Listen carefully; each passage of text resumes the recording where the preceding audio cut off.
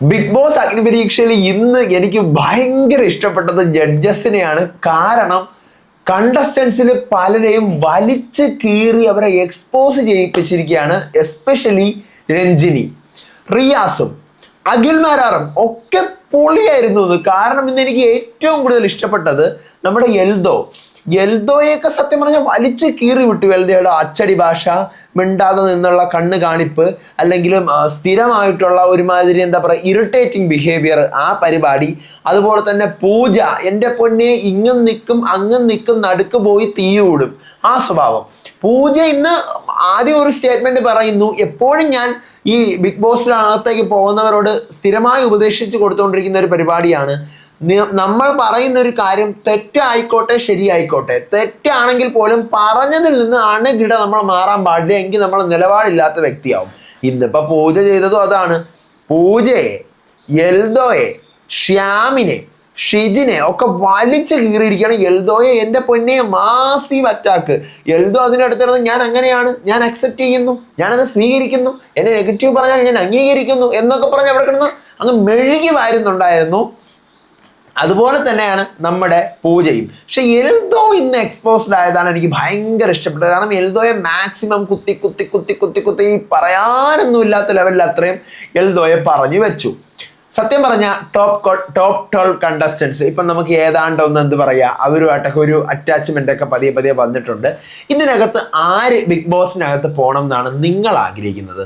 ഞാൻ എൻ്റെ ഒരു ഒപ്പീനിയൻ പറയാം, ഒപ്പീനിയനാണ്.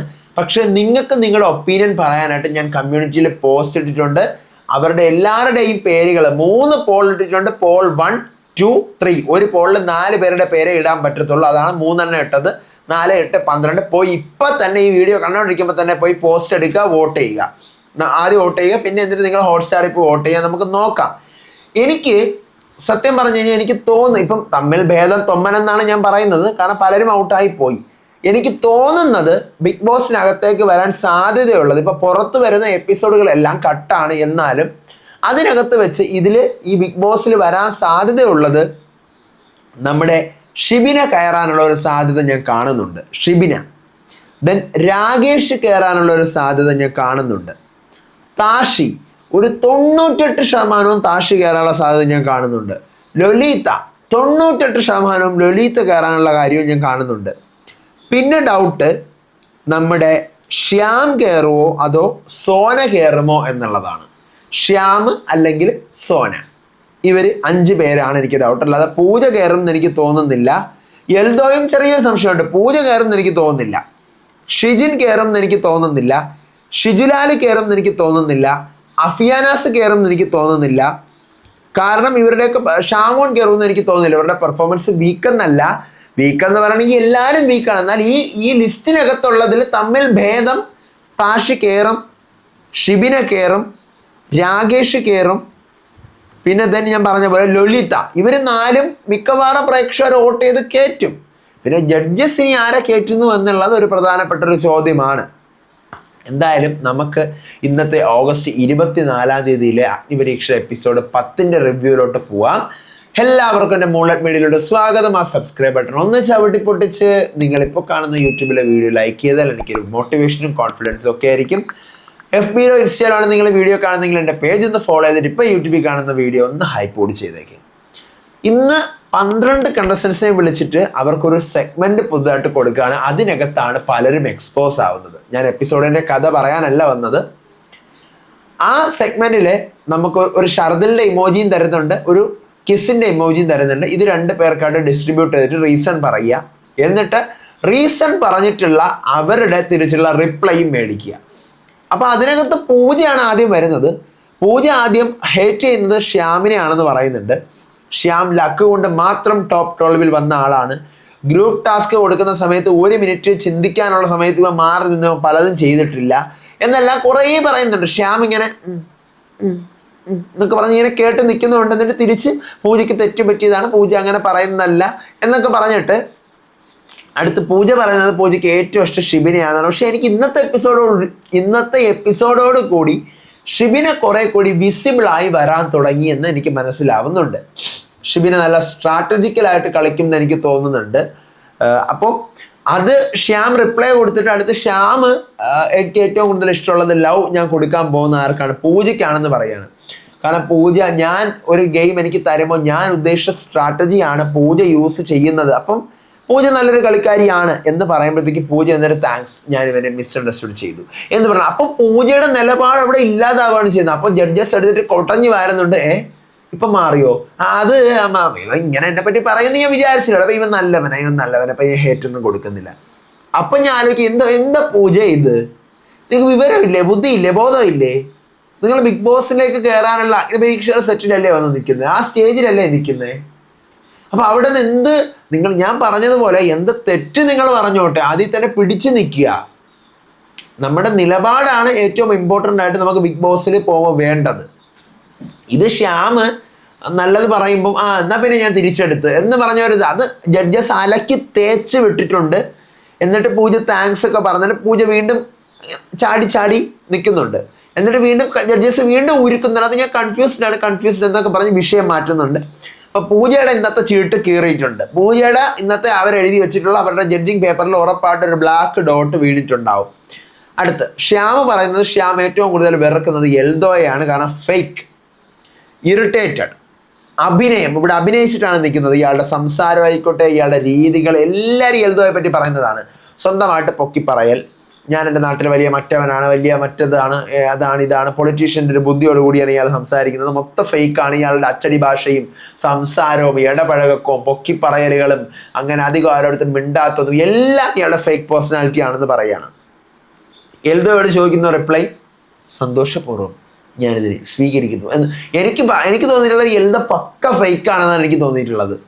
കാരണം ആ കണ്ടസ്റ്റൻസ് എല്ലാവരും പറയുന്നത് അവരുടെ റൂമിൽ പോകുമ്പോൾ സംസാരിക്കാറുണ്ട്, ചില നേരം സംസാരിക്കും, ചില നേരം സംസാരിക്കില്ല. അപ്പൊ എൽദോ എനിക്ക് പക്ക ഫേക്ക് ആയിട്ടാണ്. ഇങ്ങനെയുള്ള ഒരാളെ നിങ്ങൾ ബിഗ് ബോസിൽ എടുത്തു കഴിഞ്ഞാൽ അയാൾ അവിടെ വന്ന് ഈച്ചയാട്ടിയിരിക്കും.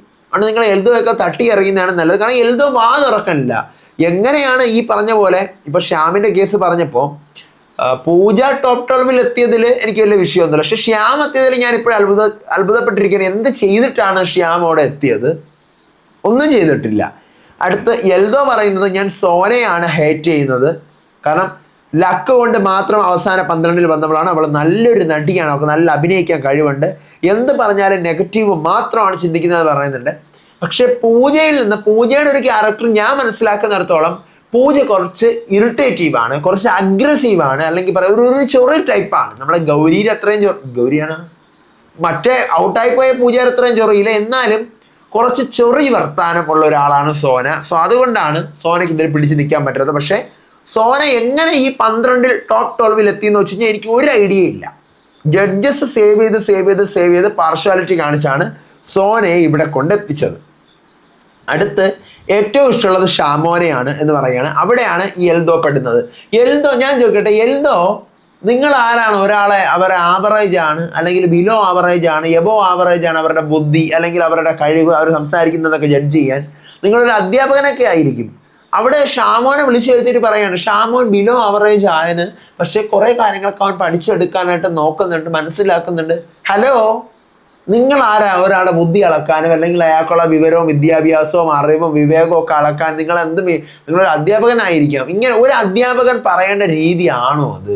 ബിലോ ആവറേജ് നിങ്ങളുടെ ക്ലാസ്സിൽ പോയി പറയും. പിള്ളേരെ പഠിപ്പിക്കുമ്പോഴേ 40 0 മേടിക്കുന്ന പിള്ളേരുടെ അടുത്ത് പറയും ബിലോ ആവറേജ്, അടുത്തതിന് 5 മേടിയിട്ട് ഇമ്പ്രൂവ് ചെയ്ത് അങ്ങനെ പറഞ്ഞാൽ മതി.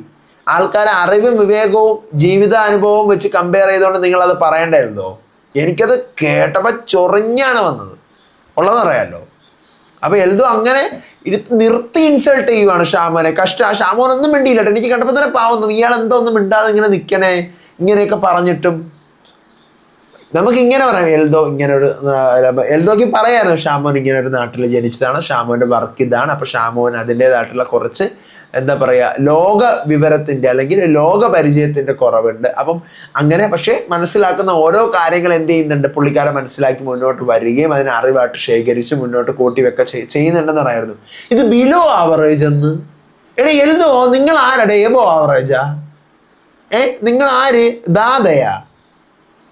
കൊള്ളാം. അത് എടുത്ത് വെച്ച് അലക്കി വിടുന്നുണ്ട് ജഡ്ജസ്. എന്നിട്ട് എൽദോ അടുത്ത് ചോദിക്കുന്നുണ്ട്, എൽദോ നിങ്ങൾ ആരാ? നിങ്ങൾ മിഡിലാണോ അതോ ഭയങ്കര എക്സ്ട്രാ ടാലന്റഡ് ആണോ എന്നൊക്കെ നല്ല രീതിയിൽ ചോദിച്ച് ആപ്പീസ് പൂട്ടി വിടുന്നുണ്ട്.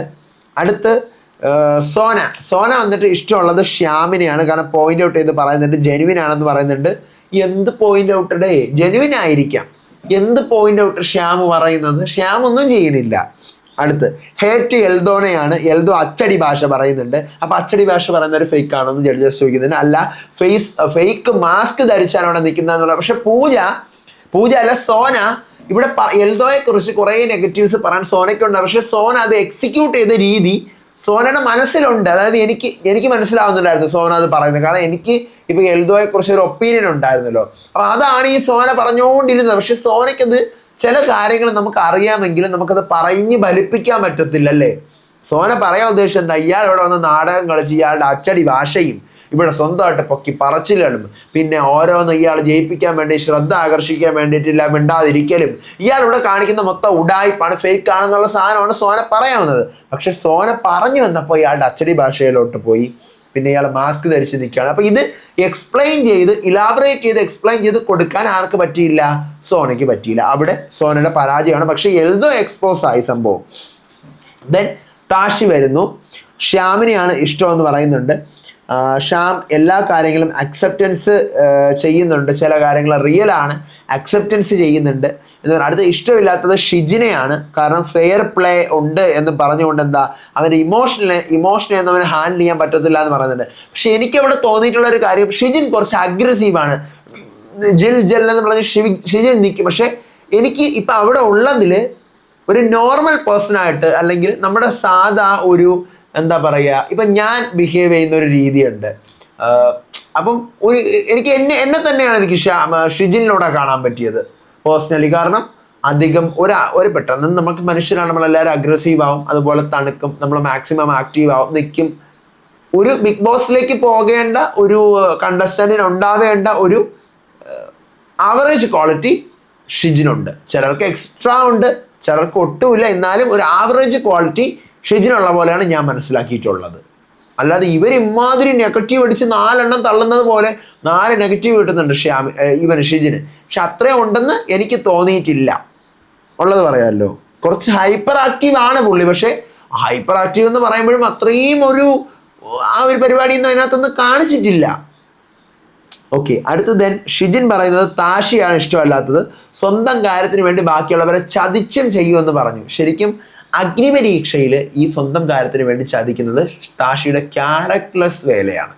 ബിഗ് ബോസിനകത്ത് പോയി കഴിഞ്ഞാൽ നിങ്ങൾക്കത് ചെയ്യാം. കാരണം ഇത് അഗ്നിപരീക്ഷയാണ്. ഇവിടെ നിങ്ങൾ ബാക്കിയുള്ളവരെ തോപ്പിക്കുകയല്ല, നിങ്ങൾ ജയിക്കുക. അതാണ് ഇവിടെ പ്രധാനം. ബിഗ് ബോസിൽ അങ്ങനെയല്ല. ബാക്കിയുള്ളവരെ വെട്ടിച്ച് മൈൻഡ് ഗെയിം കളിച്ച് അല്ലെങ്കിൽ ടാസ്ക് കളിച്ച് തോപ്പിച്ച് മുന്നേറുക എന്നുള്ളതാണ് നിങ്ങളുടെ വിജയം. അപ്പൊ ഇവിടെ താഷി പറയുന്ന സ്റ്റേറ്റ്മെന്റ്, ഞാൻ മാത്രമല്ല എല്ലാവരും സെൽഫിഷാണ്, എല്ലാവരും ഇവിടെ. അപ്പൊ താഷിയുടെ കാര്യം മാത്രം പറഞ്ഞാൽ മതി, ബാക്കിയുള്ളവരുടെ കാര്യത്തിലോട് താഷി ഇടപെടേണ്ട. അടുത്ത് ഇഷ്ടമുള്ളത് രാകേഷിനാണെന്നാണ് ഷിജിൻ പറയുന്നത്.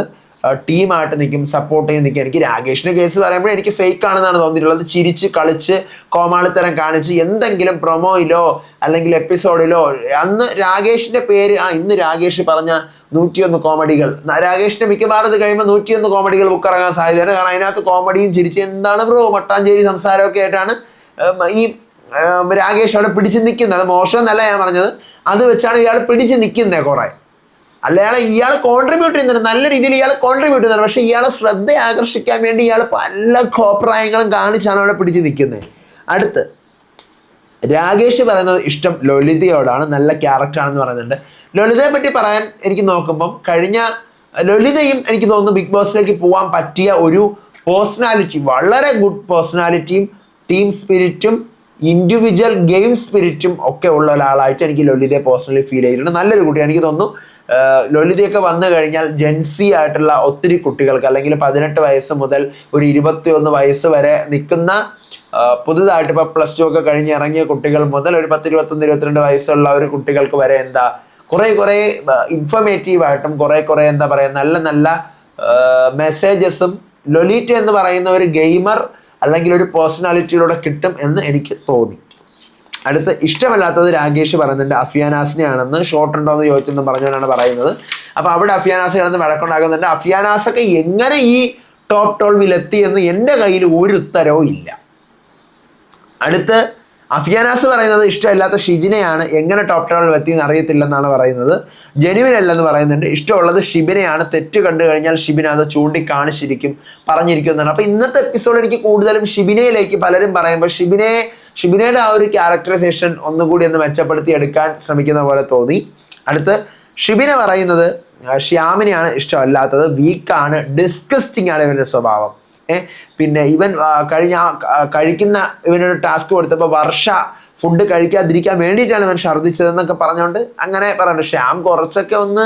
ശ്യാം നല്ല പിന്നിലേക്കാണ് നിൽക്കുന്നത്. അടുത്ത ഇഷ്ടമുള്ളത് എൽദോയാണ്, ഫുൾ ടൈം പോസിറ്റിവിറ്റി എന്ന്. അയാളൊന്ന് വാ തുറക്കട്ടെ എന്നിട്ട് പോസിറ്റിവിറ്റി ആക്കാം.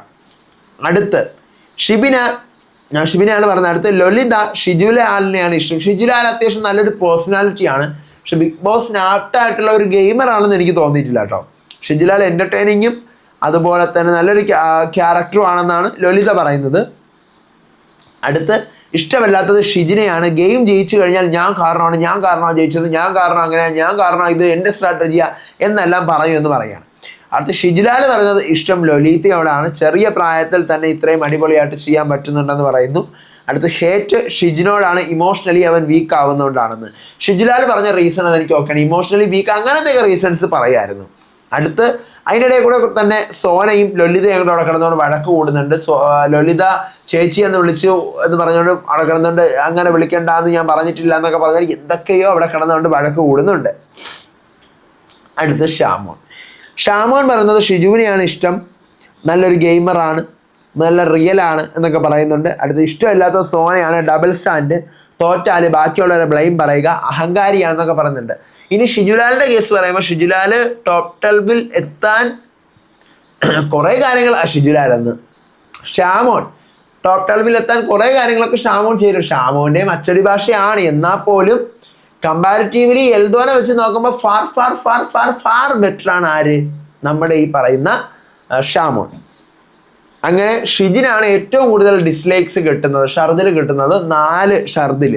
അടുത്ത് ഷിബിനയ്ക്കും ശ്യാമിനും ലളിതയ്ക്കും ഷിജുലാലിനും ഒക്കെയാണ് എന്ത് കിട്ടുന്നത്, മാക്സിമം ലൈക്സ് കിട്ടുന്നത്, കിസ് കിട്ടുന്നത് 2 എണ്ണമാണ് കിട്ടുന്നത്.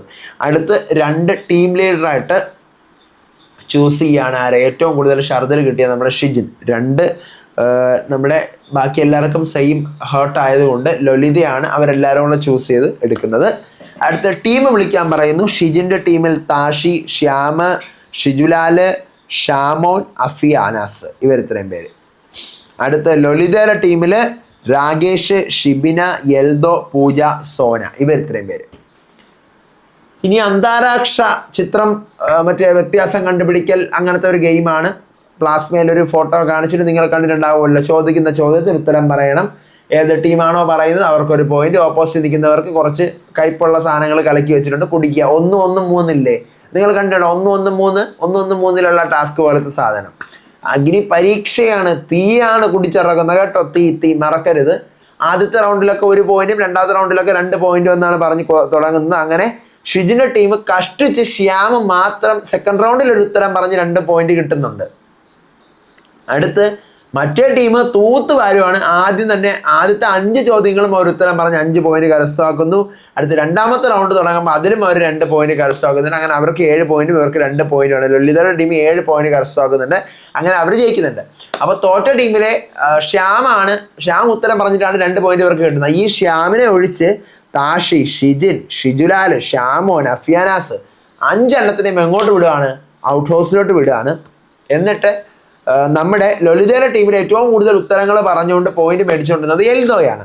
അങ്ങനെ എൽദോയെ എന്ത് ചെയ്തു, എൽദോക്ക് ഇൻഫിനിറ്റി പെൻഡന്റ് കൊടുക്കാൻ ആ ടീമാണ് തീരുമാനിക്കുന്നത്. ദെൻ ജഡ്ജസും എൽദോക്ക് തന്നെ കൊടുക്കുന്നു. എന്നിട്ട് എൽദോയെ കുറച്ച് സംസാരിക്കാനായിട്ട്, എൽദോയുടെ ഗെയിമോ കാര്യങ്ങളോ കുറച്ച് സംസാരിക്കാൻ ഇൻഫിനിറ്റി പെൻഡന്റിന്റെ പവർ ഉപയോഗിച്ച് കുറച്ച് സമയം കൂടി കൊടുക്കുന്നു. വളരെ നല്ല കാര്യം. എന്നിട്ട് എവിക്ഷൻ നിൽക്കുന്ന എല്ലാവരെയും വിളിച്ചൊന്ന് പേടിപ്പിച്ചിട്ട് നോ എവിക്ഷൻ ആണെന്ന് പറയുവാണ്. ഇന്ന് ആരെ എവിക്റ്റ് ആക്കിയിട്ടൊന്നുമില്ല, ഇനിയിപ്പോൾ വോട്ടിംഗ് ആണല്ലോ, അപ്പം നിങ്ങൾ പോയി വോട്ടൊക്കെ ചെയ്യാം. ഓക്കെ, അപ്പോൾ അങ്ങനെയാണ് കാര്യങ്ങൾ. എപ്പിസോഡ് കൊള്ളാം. ഇന്ന് ഈ ടാസ്ക് മാറ്റി നിർത്തി കഴിഞ്ഞാൽ ബാക്കി എല്ലാം കൊള്ളായിരുന്നു. ജഡ്ജസ് അവർ പലരെയും എക്സ്പോസ് ആക്കിയത്, കണ്ടസ്റ്റൻസ് എക്സ്പോസ് ആയത് ഒക്കെ എനിക്ക് ഇഷ്ടപ്പെട്ടു. അപ്പം നാളത്തെ എപ്പിസോഡിന്റെ റിവ്യൂവും അപ്ഡേറ്റ്സും ഒക്കെ ആയിട്ട് വരാം. അപ്പം അടുത്ത വീഡിയോ ആയിട്ട് വരുന്നവരേവർക്കും ബൈ.